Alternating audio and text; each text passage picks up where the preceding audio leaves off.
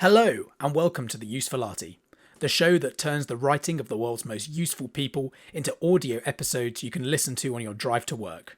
Today, we have a blog from Casey Handmer, the founder and CEO of Terraform Industries, a startup that's turning water and air into carbon-neutral natural gas with solar power. See the description for more, and let's jump in. Why? We believe that water should be unconditionally abundant. In the face of extended droughts, aspiring for greater usage efficiency is not by itself a sufficiently robust solution. The Colorado River, which supports $1.4 trillion per year of United States gross domestic product, has seen annual flows steadily decline lower than water extraction rights, with no end in sight. The Colorado River is not an outlier, it is a harbinger. The Mississippi, among dozens of other economically vital rivers worldwide, is also facing record low water. Climate change is changing rainfall patterns and melting glaciers. It is not going away, and it will continue to threaten water security. Recently announced federal policy, including the Inflation Reduction Act, cuts water allocations to the beneficiaries of the lower Colorado and even offers up to $400 per acre-foot for usage reductions. But this will not be enough. $400 per acre-foot is not enough money to compensate for lost economic activity and income, and yet $400 per acre-foot would be ruinously expensive if enough demand reduction was actually obtained to match the ever-diminishing supply. Our economy rests on an assumption of abundant water, and we cannot simply pay people year after year to not grow food and to not eat. Water scarcity creates hunger. Water demand curtailment is only half the story. We must also address supply. For too long, water policy in the American West has been a zero-sum game, reallocating intrinsically scarce surface water. This approach has required ever more ambitious dams, canals for an ever-diminishing supply of excess water brought from further and further away, and has long since reached its practical limit. The key is to break the tyranny of meagre and inconsistent rainfall by harnessing solar energy to create more water. We advocate for an aggressive and proactive stance against incipient, catastrophic water scarcity. It is not enough to cut usage now and hope for rain. Hope is not a strategy. We have the tools to take control of our destiny, and it is long past time that we approach this problem with the seriousness it demands. As our forebears pioneered reservoirs and canals that brought water abundance to the western United States for more than a century, we must safeguard that hard-earned desert fertility for our descendants. What if we could solve water scarcity not by choosing lots and killing entire industries, but by simply generating more water? Water is not scarce on Earth, only fresh water upstream of our farms and cities. We propose refilling parched rivers by desalinating seawater and piping water upstream. We have the technology to convert seawater into fresh via reverse osmosis. Once an extremely expensive niche technology applied mostly in the Middle East for drinking water alone, reverse osmosis is now relatively mature and ready to be scaled. Much of the cost is energy, and solar electricity is now irresistibly cheap. The remaining cost is capital costs associated with building reverse osmosis plants. But like solar, this too is falling fast as deployment scales. To take just one example, Arizona imports 2.8 million acre-feet of water from the Colorado annually. Reverse osmosis could generate this with just 1 gigawatt of electricity. Even including pumping and 25% solar utilization, just 20,000 acres of solar panels, a square 6 miles on a side, would be adequate to power 100% of Arizona's imported water. This may sound like a lot, but it is just 2% of the land that Arizona already irrigates. We could substitute the entire lower Colorado River's annual flow of the 9 million acre-feet per year with about 13 gigawatts of solar power, or roughly 3 weeks of global photovoltaic manufacturing output in 2021. It seems absurd that such a trivial investment of land and energy is all that stands between our future and eternal unconditional water abundance. How? We advocate for fresh water supply augmentation to minimise impacts on downstream utilisation and infrastructure. Our approach tops up economically important rivers in strategic locations. Tech review. The precise technical details of how reverse osmosis works are not critical to this analysis, but a summary is presented here. Seawater is pre-treated to remove fish, grit, and other macroscopic contaminants. It is then fed into the reverse osmosis system into a high-pressure pump. High pressure is necessary to force fresh water through the osmotic membrane, which separates fresh water from a remaining salty brine. Modern systems typically have multiple stages of reverse osmosis filters. The desalinated fresh water leaves at low pressure, while the pass-through brine leaves the cell still at substantial pressure. It passes through a pressure exchanger where roughly 96% of its pressure energy is transferred to part of the incoming seawater stream. Low-pressure brine leaves the system and can be disposed of either by diluting it in a large stream of ordinary seawater or by evaporating it in basins potentially to extract dissolved minerals. The fresh water, in a drinking water system, is typically subjected to post-treatment to stabilise pH, add some salt back in to improve taste, and add chlorine and fluoride. Modern reverse osmosis systems are very efficient, producing a cubic metre of fresh water for just 2.5 kilowatt-hours of electricity. Learning curves. While reverse osmosis is now a relatively mature technology, it has yet to be deployed at anything like the scale needed to refill rivers or irrigate millions of acres of land. This next generation of construction and development will both increase scale and reduce production cost, according to a phenomenological parameterization called the learning curve. The learning curve describes the rate at which a process decosts or becomes cheaper per doubling of production rate. For solar power, the learning rate is between 30% and 40%, which is one of the reasons that solar power is now so cheap. For reverse osmosis, the historical learning rate is around 15%. Large-scale present-day plants cost around $6 per gallon per day, or $2 million per acre-foot per day. This is relatively high compared to the cost of the solar panels, transmission lines, and feeder pipes or canals. Current reverse osmosis, global water production, is 10 million acre-feet per year, of which 22% is in Saudi Arabia. 10 million acre-feet per year is roughly equivalent to the entire Lower Colorado allocation, so we should not expect gratuitous reductions in construction cost from learning rate alone in the near future. That said, total United States river flows are about 1.2 billion acre-feet per year, which represents nearly 7 doublings over current global reverse osmosis water production, and would push reverse osmosis prices down to 32% of their current costs. In the short term, economies are available through relaxing the purity standard of the output water, most of which will be used for agriculture. Model system. To build up our intuition, let us examine a model system that consumes just 1 gigawatt of solar photovoltaic electricity.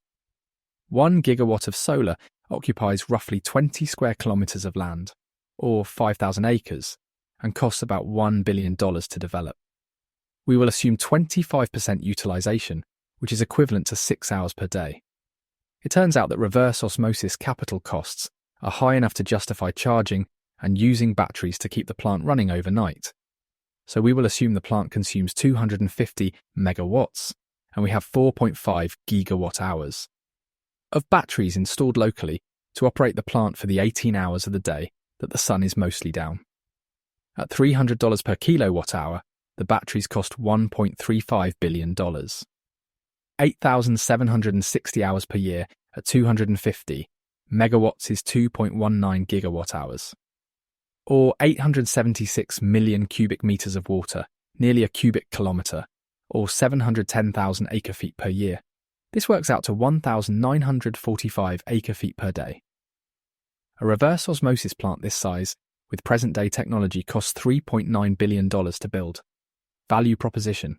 Total capital costs are approximately $1 billion for the solar array, $1.35 billion for the battery, and $3.9 billion for the reverse osmosis plant, not including canals. In total, approximately $6 billion up front for 710,000 acre-feet per year. At $400 per acre-foot, that is $284 million of revenue per year, or 21 years of operation to cover the capital cost. With solar and battery costs declining more than 10% per year, the payback period will continue to diminish. The Central Arizona project carries 2.8 million acre-feet per year from Lake Havasu to Phoenix and Tucson. Just 4 gigawatts of solar and reverse osmoses are enough to completely replace the river as a source of water, providing a basis for unlimited abundance of water in Arizona forever. Logistics. Reverse osmosis plants are typically operated close to the ocean. Fresh water must still be delivered to its end users. We have a fairly comprehensive network of existing canals in the American Southwest, but occasionally new canals will have to be built. Existing dams on rivers also simplify pumping water upstream within the footprint of the relevant lake. As an alternative, water tunneling technology is a mature, quick, and relatively inexpensive way to build a whole invisible underground parallel river system without disturbing anyone on the surface. Tunnels are less prone to evaporation than canals, but like them may suffer seepage unless the watercourse is lined with an impermeable material. While we can easily cover tunnels, evaporation and additional humidity is less of a concern if we are generating post-scarcity water. The whole point of transporting reverse osmosis fresh water inland is to increase humidity and extend the growing season. Scarcity and production ramp. While we develop the Colorado case study further below, there are dozens of other major rivers worldwide whose flows are threatened by shifting climates and whose inhabitants could apply gigawatt-scale reverse osmosis to ensure adequate agricultural output without further straining parched ecosystems. For the following rivers, we will assume a 10% shortfall of flow and compute what scale solar and reverse osmosis plant would be required to make up the shortfall. While none of these projects are cheap, it is easy to underestimate the scale they address. Cheap food requires abundant water, and water scarcity begets starvation. Projects of this nature will, under climate change adaptation, stand between a future of abundance and civilizational collapse. To further put costs in perspective, the aggregate cost of every project listed above comes to about $2.3 trillion, a number that will diminish further with improved technology, and which pales in comparison to even United States expenditure on COVID-related stimulus. In other words, we have entered the age of reverse osmosis-enabled agricultural production. Case study: the Colorado River. Average flows on the Colorado have declined by more than 20% since 1900, a trend consistent with increased air temperatures in the upper Colorado Basin, which in turn increases evaporation and reduces precipitation. This trend is extremely unlikely to go away, leaving the United States Southwest with an insatiable thirst which cannot be quenched, except by the generation of additional fresh water. A graphical summary of water diversions from the Colorado River circa 2009, aptly illustrating just how little margin there is for supply reductions. Almost half the water is diverted through a small handful of canals into California, and more than half of the remainder into Arizona. Diagram showing the geographical location of the major Colorado-fed water diversions. Stage 1.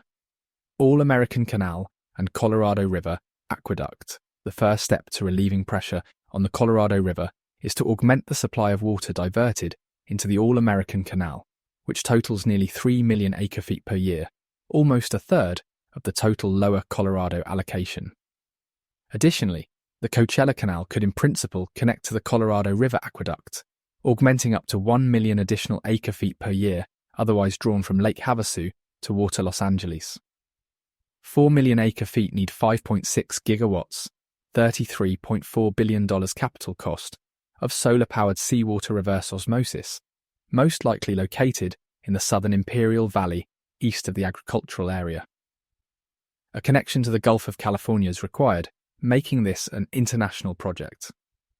As Mexico also relies on water from the Colorado, a deal to relieve pressure on natural flows would enjoy support on both sides of the border. Mexico's current allocation of 1.5 million acre-feet per year could be freely increased to any desired level, ideally restoring the health of the Colorado Delta and Mexico's agricultural activity there.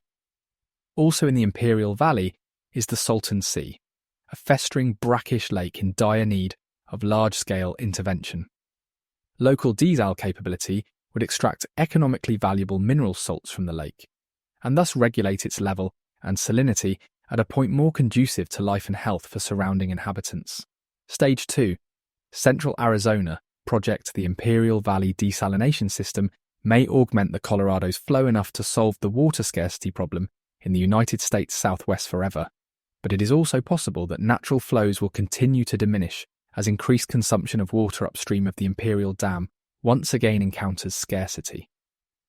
In this case, the next largest consumer of water is Arizona, with a historical allocation of 2.8 million acre-feet per year, feeding both Phoenix and Tucson via the Central Arizona Project, completed in 1993. There are two potential ways to augment this flow. The first way is to expand the Imperial Valley Reverse Osmosis Project and pipe water north through the Palo Verde Valley into Lake Havasu, where it can feed the Central Arizona Project. The second is to build additional desal further south, in the Rio Sonoita catchment, pump it north over the divide, and then reverse the flow direction of the Central Arizona Project, this time in gravity's favour to feed Tucson, Phoenix and the Salt River agricultural area, and perhaps even Lake Havasu on the Colorado itself. Stage 3, Nevada and Lake Mead. As nearly the entirety of the lower Colorado is dammed, pumping water upstream from Lake Havasu to Lake Powell via Lake Mojave is relatively straightforward. A vertical lift at each dam using existing hydroelectric infrastructure, with relatively modest pipes or canals where the dams do not quite meet. Via this expedient, the entire flow of the lower Colorado could be assured even if the Grand Canyon ran dry indefinitely. Stage 4, Lake Powell. While it seems unlikely that, in the event of total augmentation of the lower Colorado, Lake Powell would continue to suffer water scarcity, it is still physically possible to pump water further up the river, feeding Lake Powell from Lake Mead. The geographic obstacle to this is the Grand Canyon itself, with terrain that is decidedly unfriendly to canals. Several options present themselves. Conventional canals could be built to the north of the canyon, bypassing the Virgin River Gorge, St. George, Hurricane, then traversing east parallel to the Utah and Arizona border.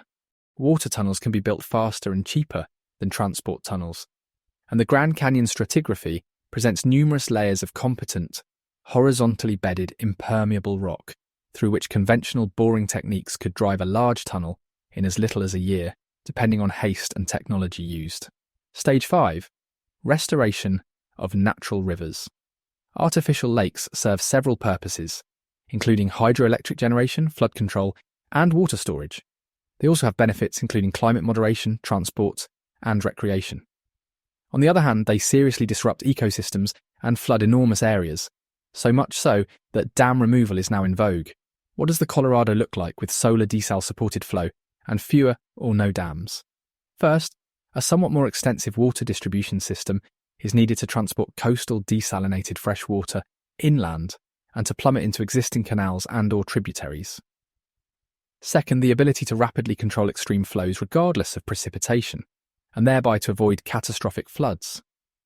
In the limit, western rivers could return to their wild, economically unexploited former state, while human uses of water could be fed directly via a parallel river system fed by reverse osmosis. Scalability. How much solar is needed to do this? Is this an extensible solution to an eternal problem? Generation of fresh water from salt using electricity is relatively inexpensive. By contrast, direct electrical synthesis of gasoline uses 15,000 times as much energy per unit volume. While a 1 megawatt solar plant may be able to generate the equivalent of 1 barrel of oil, in hydrocarbons, that same solar plant running reverse osmosis can generate 2,385 cubic meters of water, which is nearly 2 acre-feet. Fortunately, per capita consumption of oil is about 300 times less than water. If all 8 billion people on Earth consumed as much fresh water as the United States average, roughly 1.1 acre-feet per capita per year, and 100% of that use was created with reverse osmosis, we would need about 12.4 terawatts of solar power. That is just 248,000 square kilometres, or just 31 square metres of solar array per person. This is an extreme scenario, but aptly illustrates that, in 2022, water scarcity or abundance is no longer restricted by the vagaries of weather and climate. It is a choice. We should choose abundance. Impact building. Anything carries economic and environmental impacts, but it is important to centre the fact that choosing not to build is a choice that also carries a cost. In the case of water provision, to the thirsty American West, decades of underinvestment have led to the collapse of natural river flows, the depletion of fossil water aquifers, and an otherwise undesirable brake on economic growth. Yes, gigascale reverse osmosis has an environmental impact. But what is that impact compared to the default option of business as usual?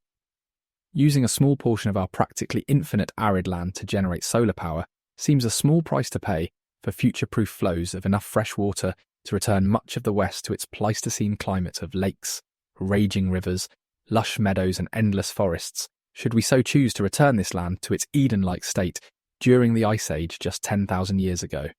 In the context of the proposed projects in California, Nevada, and Arizona, there is the potential for negative environmental impact, stemming from three major sources: solar power, brine disposal, and landscape modification through canal construction. The Stage 1 Colorado project described above, intended to substitute 4 million acre-feet per year, which is essentially all westward-bound extractions from the Colorado River, requires 5.6 gigawatts of solar energy. For context, this is roughly 10 days of solar panel production in 2021, though the industry continues to grow explosively. 5.6 gigawatts consumes roughly 112 square kilometres of land, and if it was a single farm, it would be the largest yet built, exceeding the Indian Padla Solar Park by a factor of 2.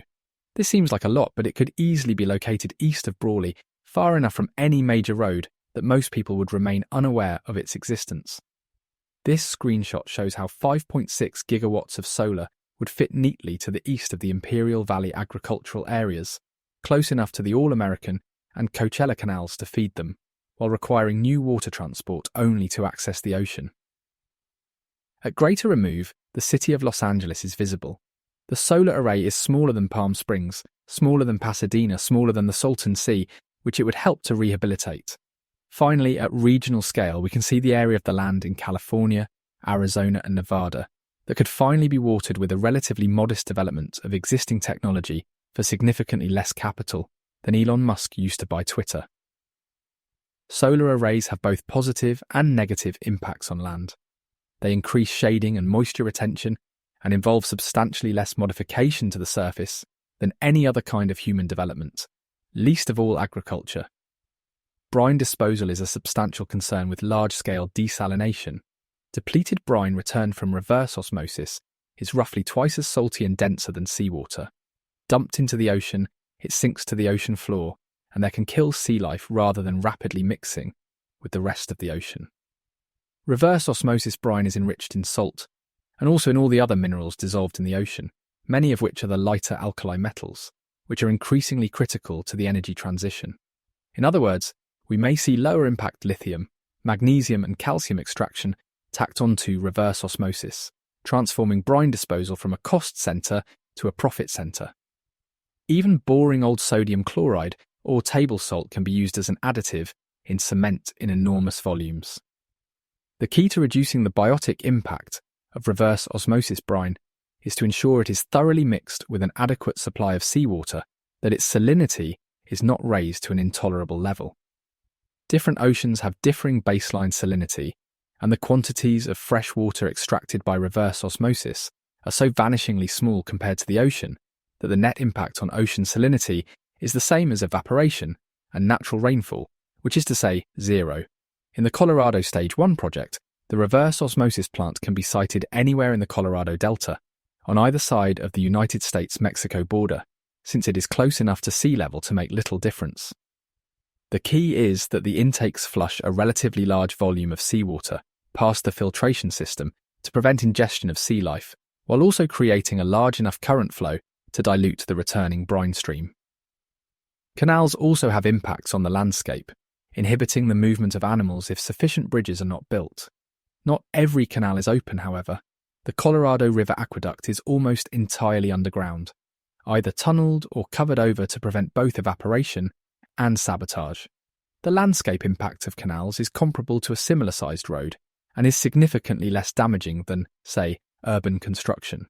There are also positive impacts well worth enumerating, such as alleviation of salinity, improved agricultural productivity in both the United States and Mexico, and the loosening of the yoke we have placed on the Colorado and other rivers. View from the future. With solar-powered reverse osmosis, we can break the default balance between natural flows of fresh water and ever-present scarcity, permanently in favour of abundance. We can choose to argue and fight over relatively insignificant side issues for another decade or 3. We can choose to kick the can down the road and leave yet another increasingly hopeless mess to our children's generation. Or we can choose to recognise that the times have found us here.